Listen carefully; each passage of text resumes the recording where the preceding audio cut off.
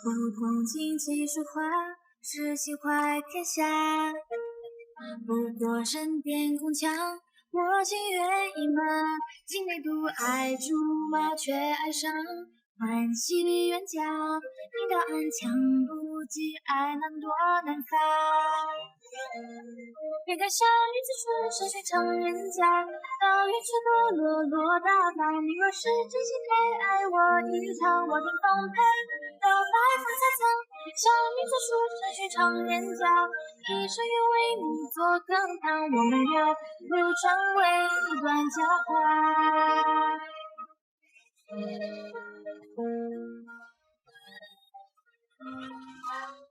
云煮酒天涯，世间家苍苍。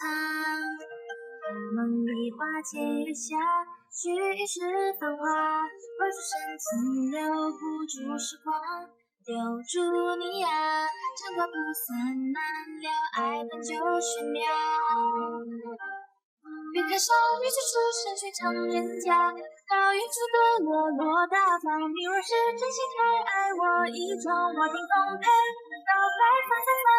少女子出身寻常人家，一生愿为你做羹汤。我们要流传为一段佳话。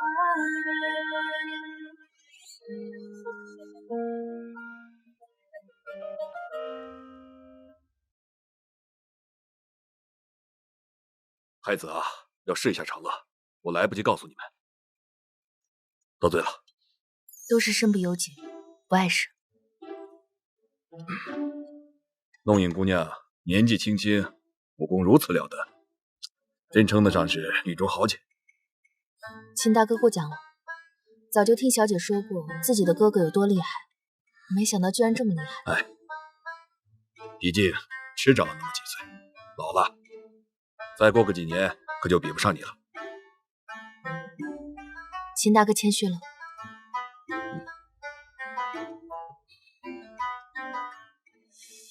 时间差不多了吧？差不多了，一会儿啊，还得再委屈一下姑娘。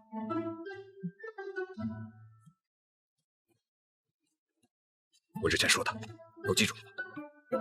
秦大哥请放心。多嘴了。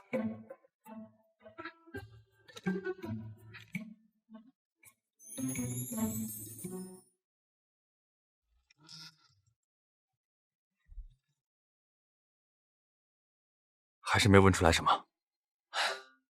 我就说了吧，玉瑶什么都不知道，到底想怎样？那就试试最后一个办法。我听说段家的击阔术对开锁很有研究，我们现在就看看他能不能在生死关头把锁打开。生死关头？假装生死。咱俩可说好了，玉瑶不能少一根头发丝。好，依你。也不能给他留下心理阴影啊！哎呀，放心吧，我们这个计划很温和。把借回来。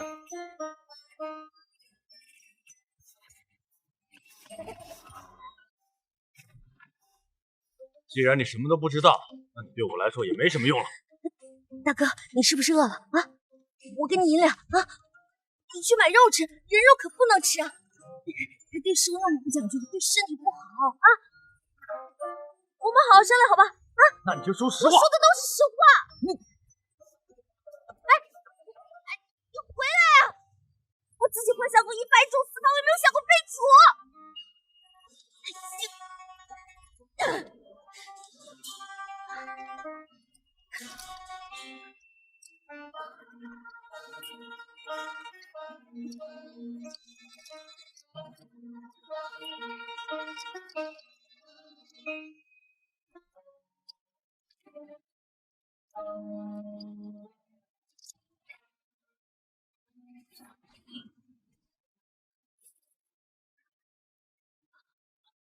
属下就叫来迟，让太子妃受惊了。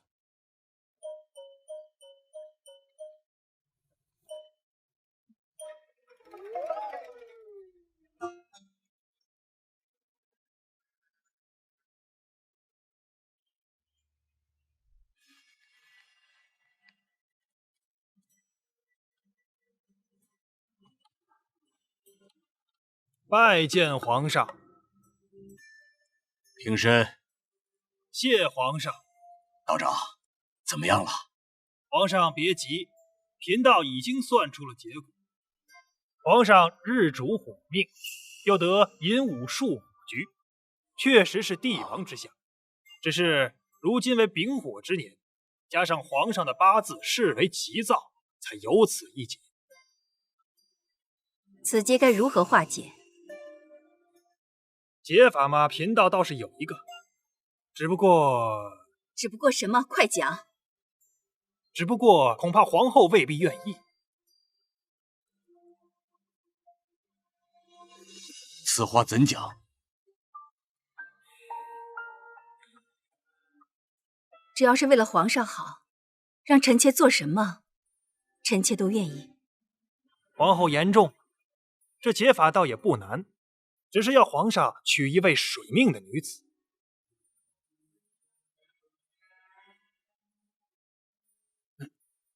就这么简单？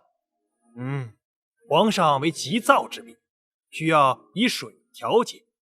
这女子的湿气呢，是越重越好，最好是癸亥年亥月出生。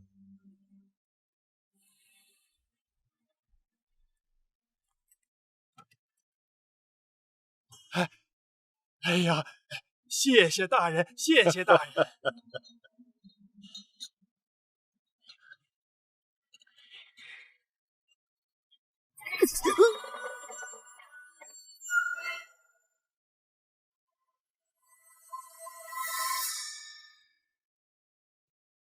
太子殿下，公孙大人，有何吩咐？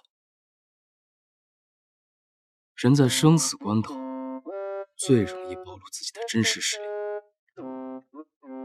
一会儿等太子妃过来的时候，就用刀砍她。记住，要砍到她脖子上。哎，不是让你真拿刀砍她脖子，就是假装砍她脖子。哎，反正不能让她受伤，注意点分寸。这个倒是没问题。那小人先去换身夜行衣，戴上面罩。不用，你就在这儿等着。啊？这在这儿当着太子妃的面硬砍？硬砍。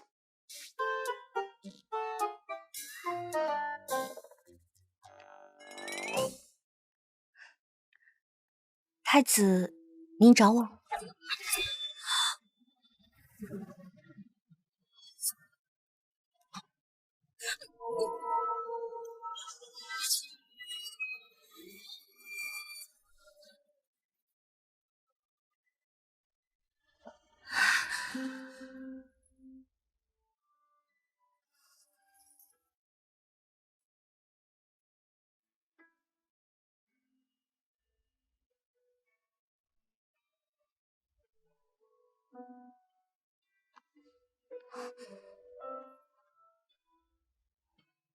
秦飞宇，你疯了！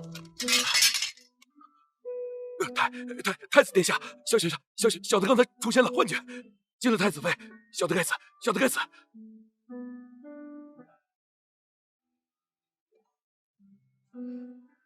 你现在扶太子妃回去休息，待会儿我再找你算账。是。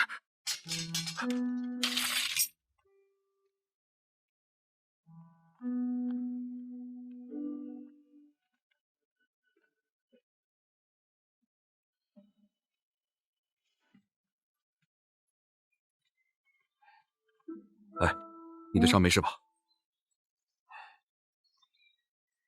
是太子又让你来试探我啊？是公孙大人，看来啊，上次我救了你，他们还是不放心。我刚才啊，好担心你会出手反抗，不过还好。去，我相信秦大哥不会伤害我的。公孙墨，这下你能放过刘玉瑶了吗？啊？好了，可能是我想多了，简直多此一举。哎，你干嘛去？还能干嘛去啊？你把人吓着了，我得哄哄啊。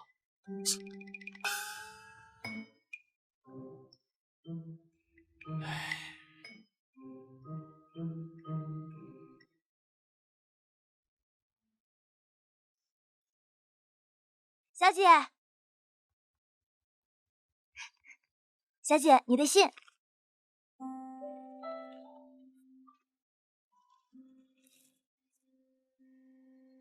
自从上次彻夜未归，母亲罚我1个月不许出宫，我没机会出宫见妍儿，甚是想念，只能靠书信聊表思念。李恒觉得自己幸运，我是癸亥年戌月出生，而妍儿是癸亥年亥月便出生。老天爷对我太好，在我出生1个月后，便把最好的你降生到这个世上，等着我们相遇。在宫中这么多年，虽然母后一直告诉我要争夺皇位，但我总觉得这样的生活缺了些什么。直到遇到你，也许我的心就像这锁，等着妍儿将它打开。放心吧，我一定尽快说动母亲，让我们2个人在一起，这样我们就不用如此思念对方了。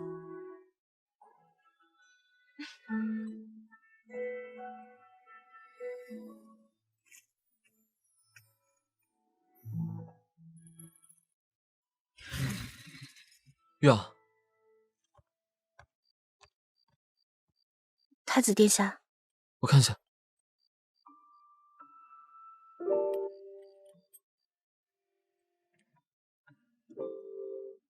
你忍一下。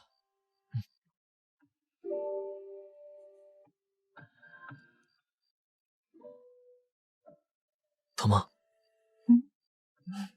不疼，只是小伤。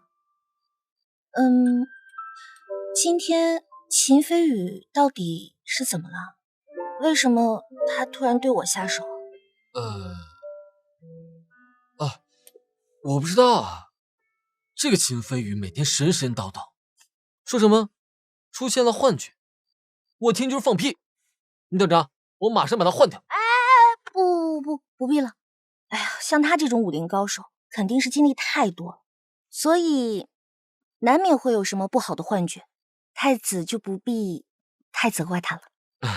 好。玉瑶，你真是我在这个世界上碰到的最善良的人。太子，夜深了。哦，那你快休息。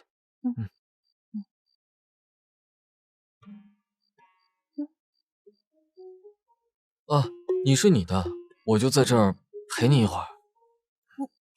不是，这哪成啊？你猜着我怎么睡得着？我是你丈夫，这不是天经地义的事吗？我还没准备好，你出去吧。我真的是担心你。刚才还用刀架在我脖子上，现在就想来占我便宜，想得美。真的？真的。好，如果你真的放心不下我，那你可以坐在那个桌子上，守我一整夜。这……我小时候受惊的时候，我爹就是这么守住我的。可我要是躺在床上陪你，不是更好吗？不行，只有坐着我才安心。只有坐着？看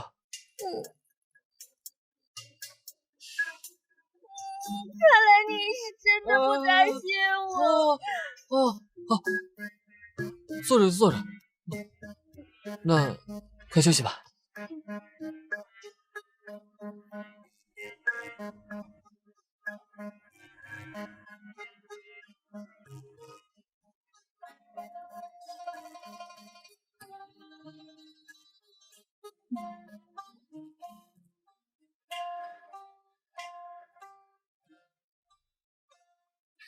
客官，酒来了。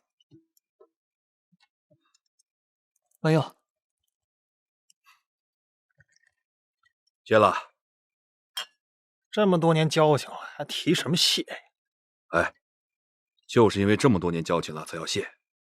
谁不知道，你百事通行走江湖这么多年，替人办事从不说谎，可这一次却因为我破戒了。哼，知道我不说谎，当时就别跟我开这个口啊！现在说这些，都不如多请我喝2顿酒哦。哎，这么些年没见到你在江湖上行走啊？怎么，这次要重出江湖？就是想保护一个朋友，这也不算是重出江湖吧？我倒是好奇啊，什么人需要你亲自保护啊？他可能会断架击阔术。断架击阔术？哎呦，这么些年，你还是不死心呐？哪怕只有一丝希望，都会让我死灰复燃。行，够痴情。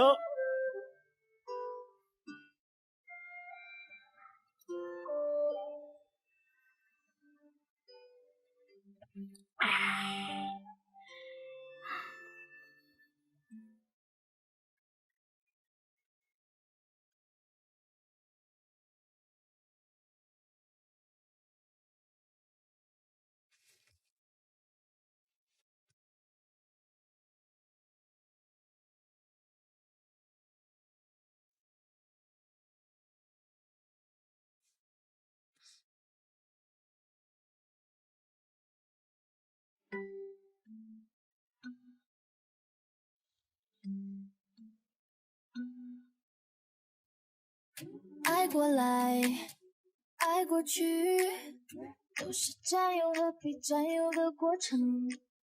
没关系，我乐意被你全部占有。这次我先纯情的，不想紧紧抱着你，是悲伤的笑容可以平和。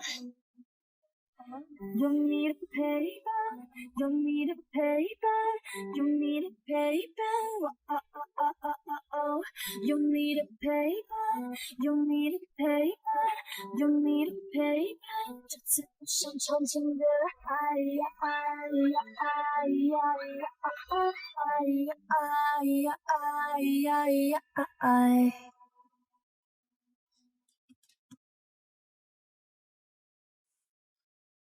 谁？太子殿下！嘘！太子殿下，皇上急着召您进宫。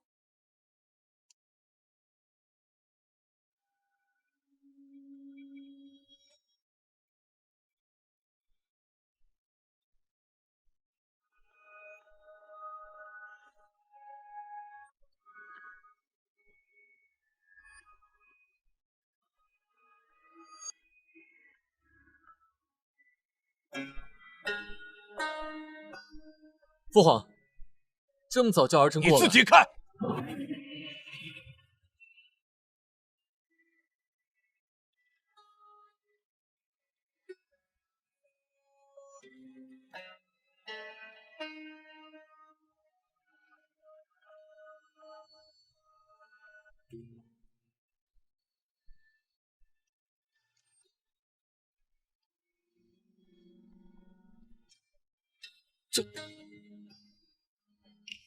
臣也有罪，臣保管不力，没能保住皇上御赐的紫金花瓶，让贼人得手，恳请皇上责罚。两位爱卿，请起。堂堂的相国府都能丢东西，下一个丢东西的地方，是不是我们皇宫了？你告诉朕，你这个大理寺卿是怎么做的？父皇息怒，是儿臣失职，还请父皇责罚。虽然盗贼可恶，你诈降会萧视听，但是你放松警惕，让山贼有机可乘，这也是失职。皇上，那个飞贼实在是诡计多端，难以抓捕。太子偶有失误，也在所难免。臣的意见，要不就小敲责罚一下。那刘相国，你认为怎么罚比较好？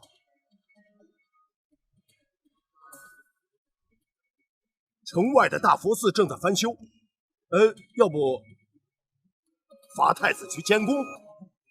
可以。如今此事出在相国府，后续的调查就请刘相国来接手吧。臣遵旨。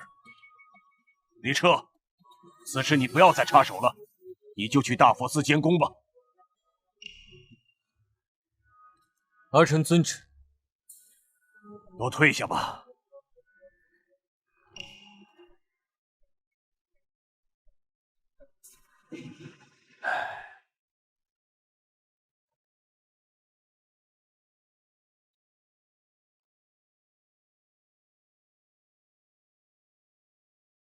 皇上，这几天接连的出事，看来当初那个道士所说的话，真的都成真了。皇上，您纳妃的事，真的要抓紧了。最近发生了这么多的事，哪有心思找这样的女子啊？皇上国务繁忙，这种寻人的事，不如就交给臣妾办吧。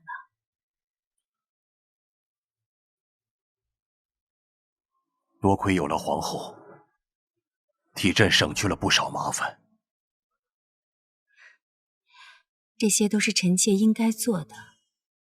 皇上若是同意，那臣妾就尽快去办。那就有劳皇后了。臣妾先告退了。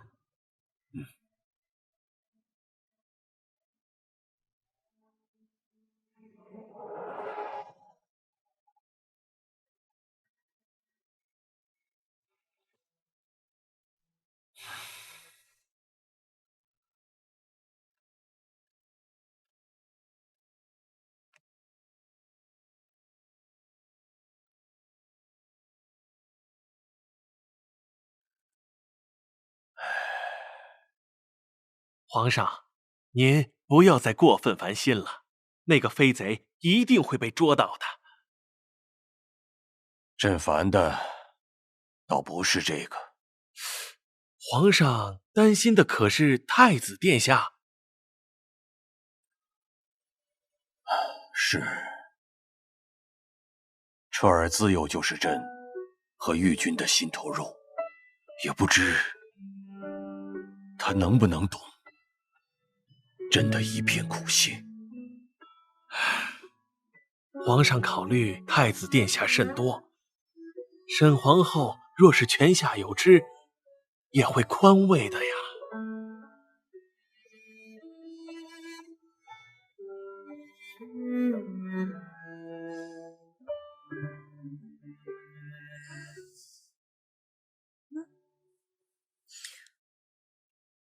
什么时候走的呀？我怎么一点都不知道？切，还说什么守着我一夜，死骗子！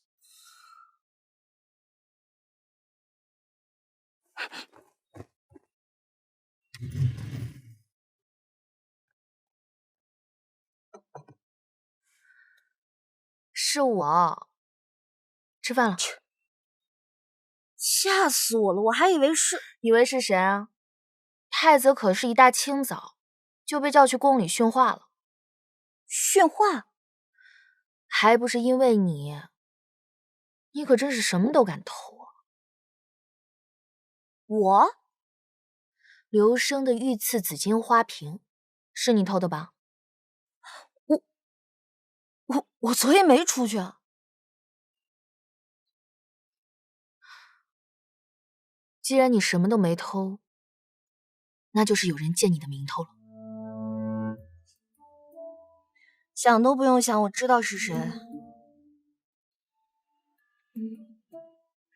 这太子妃才刚解除嫌疑，盗窃案又发生了，这也太巧了吧？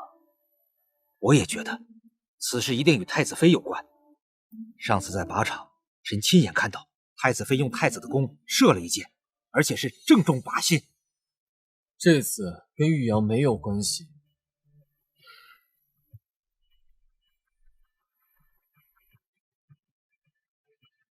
我们知道您宠爱太子妃，但若您一味的包庇，哎，这次绝对不是他偷的。不知太子殿下有何理由啊？是啊，如今这么多老臣都在这儿，不能仅凭您的一句话就能证明他的清白。太子，你有什么就直说，不然大家也不放心啊。因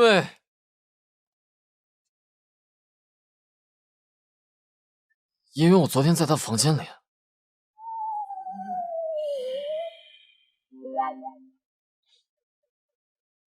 那这么说的话，这个事情确实跟太子妃没有关系，可能是刘生自己在搞鬼，故意让皇上迁怒于你。如果真的是刘生在搞鬼，说明他开始行动了。我要赶紧通知外公才行。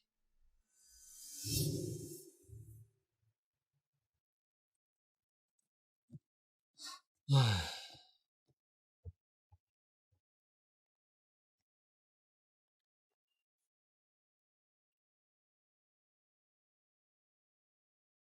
又被父皇骂了。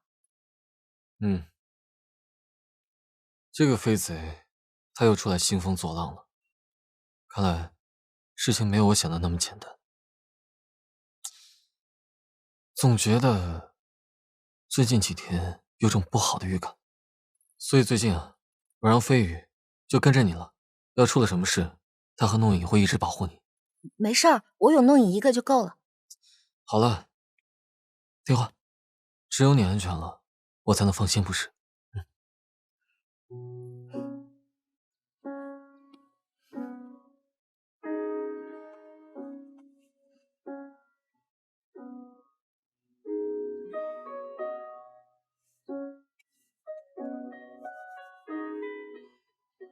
这个飞贼肯定会遭报应。你说什么？没什么。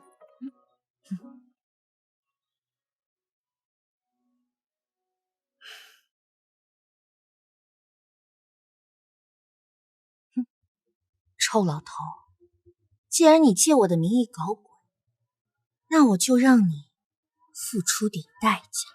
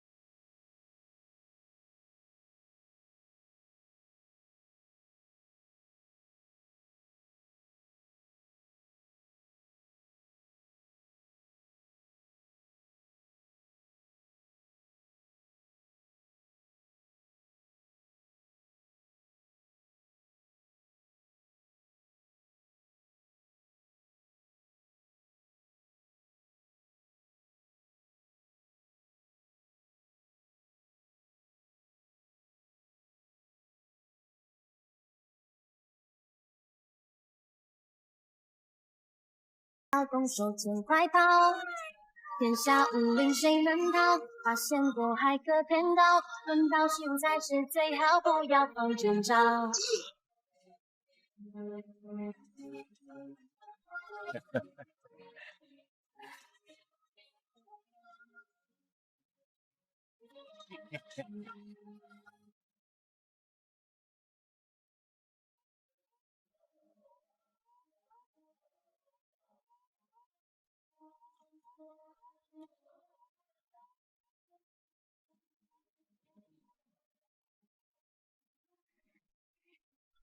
若问谁知道，啦啦啦啦啦啦啦啦，别问谁知道，啦啦啦啦啦啦啦啦，道道别道，彼此说。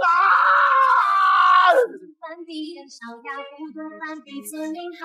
若问谁知道，啦啦啦啦啦啦啦，别问谁知道，啦啦啦啦啦。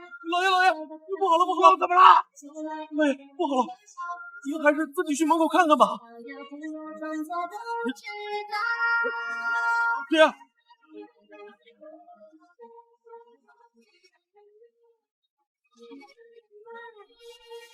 爹，你慢点儿，慢。哎呀，我的汉白玉壶啊，我的紫金鲨鱼壶啊，这都是我的宝贝啊！是。哎，这好像是个什么字儿啊？爹，这好像是 K。还呸！谁干的？给我找出来！我要把他千刀万剐！哎呀，爹，你别生气，这把狮子气坏了。爹，还有一个完整的啊，还有完整的，去，赶快去！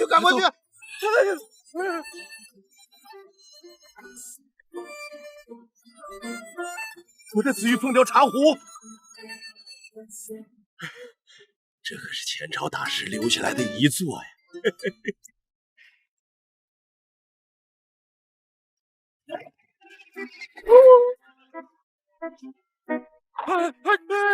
老爷，爹，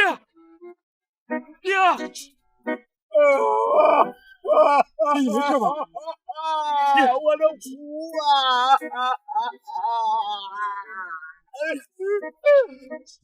我的壶啊！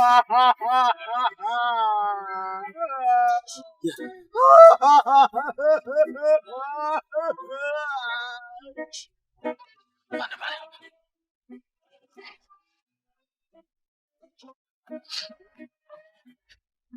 爹，您消消气儿，这茶壶没了，我再让下人去买。你懂个屁！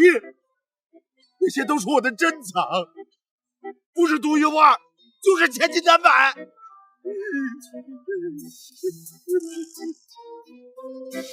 爹，打住！从此以后不要再给我提茶壶。哎，爹，这茶，这盒子里有封信，你看。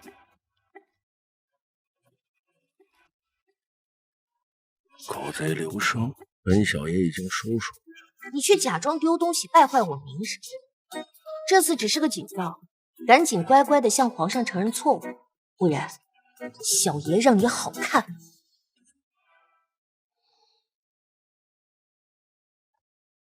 没想到李彻手下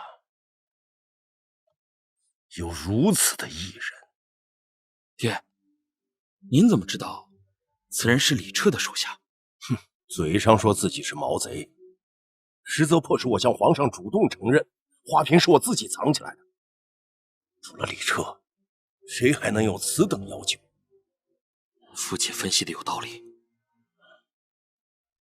现在太子府有个能够随意出入我府的能人，这对我们来说威胁实在是太大了。今天幸亏水里放的是盐，如果放的是毒，早就死了。不行，这次太子出去监宫，无论如何要找个机会杀了他。放心吧，爹，我会安排好的。去把弄影找来，我有事跟他说。是。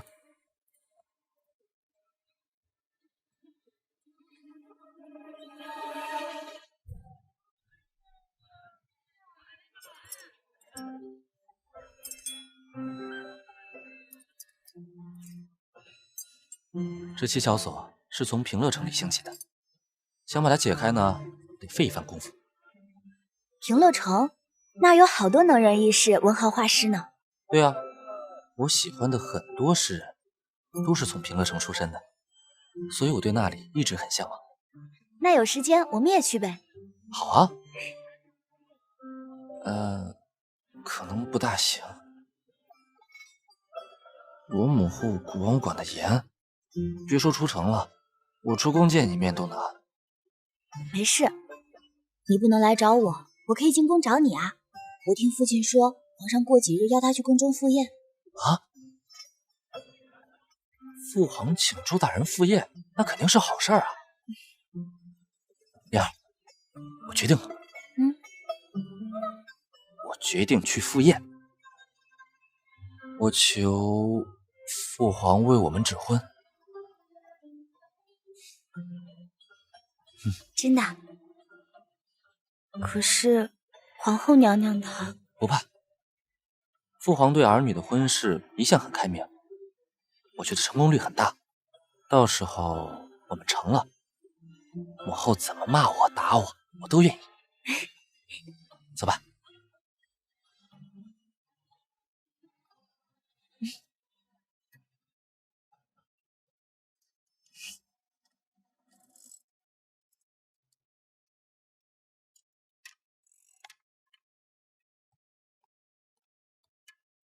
刘生说要找我，你昨天是不是干什么了？没有啊，我就是在他的水缸里加了点盐，桌子椅子上放了一些搞破坏的小机关，然后把他的茶壶全给毁了。你是说他茶室里的那些茶壶，都毁了？你知不知道那可是他的宝贝？就茶壶嘛，有什么可宝贝的？这些他可收集了大半辈子，别人连碰都不敢碰。那就说明我歪打正着了，答对了。我走了。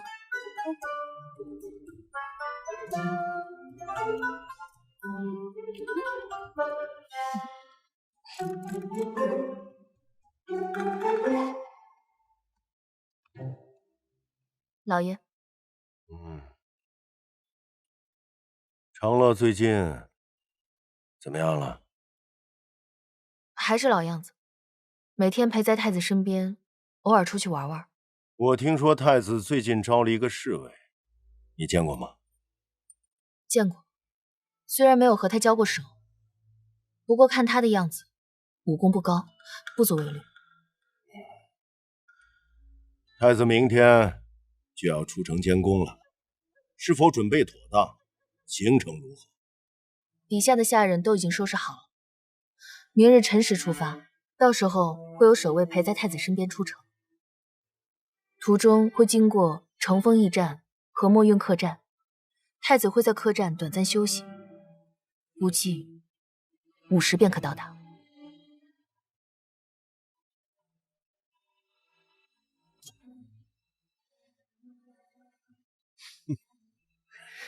恭喜大人想出妙计，自己将花瓶藏了起来，嫁祸于太子，让人怎么查也查不出来。我说过是我做的了吗？做好你自己的事情，其他的别管。是，怪诺你多嘴。对了，你是否知道太子府里面有什么其他的能人异士？能人？大人指的是？功夫了得，会飞檐走壁，又悄无声息的人。大人说的可是上次作案的飞贼？对，就是他。不曾见过。话说，那飞贼若是太子的人，岂不是一直是自己人在搞自己人？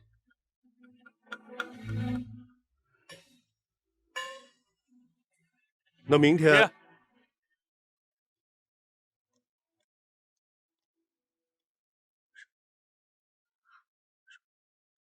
好，你先回去吧。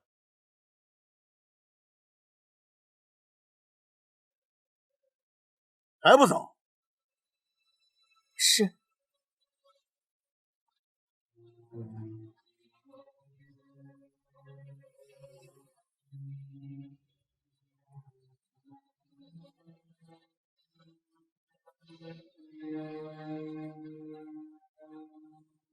爹，那我把人带来。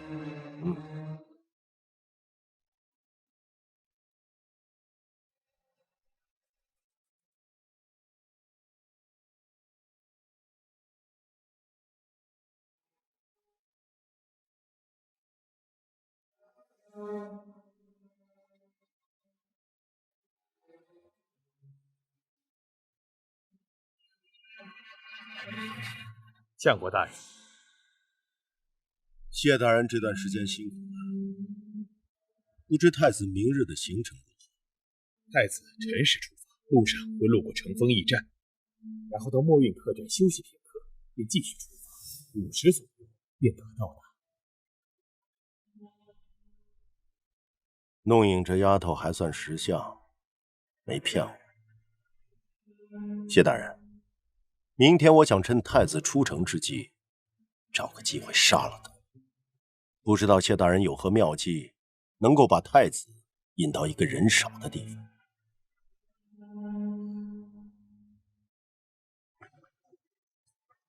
若是路上因太子离开队伍的话，恐怕会露出破绽。属下建议等太子到了大佛寺，再做行动。太子做事认真严谨，容不得一丝马虎，所以我们不妨这样。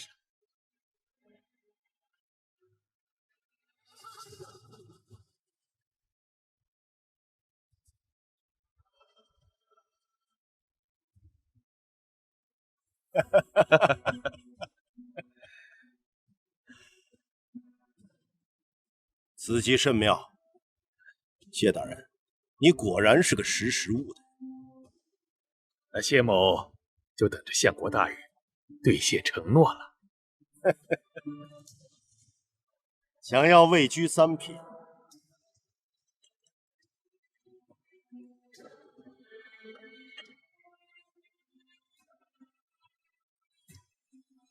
这有何难？谢相国大人。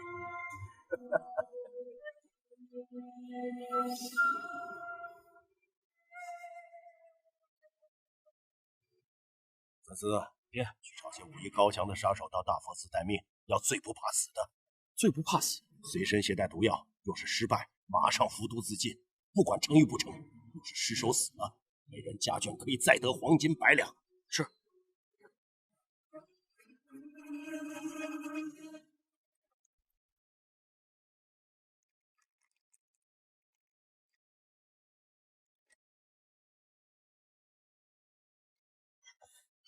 不好了，不好了，刘生要杀人了！杀谁？杀！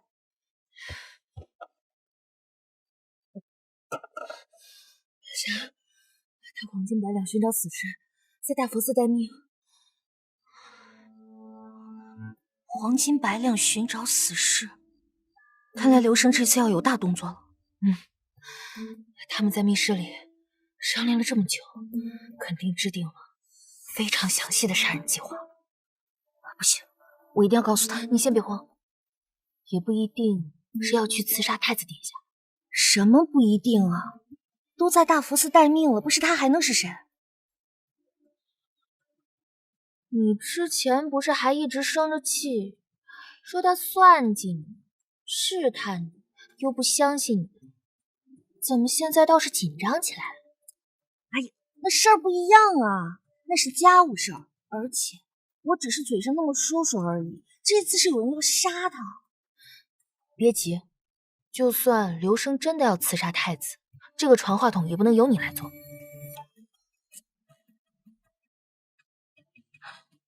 哎，我没有出府，要不你告诉他我啊？也可以，但是太子不一定会相信我吧？管不了那么多了，走。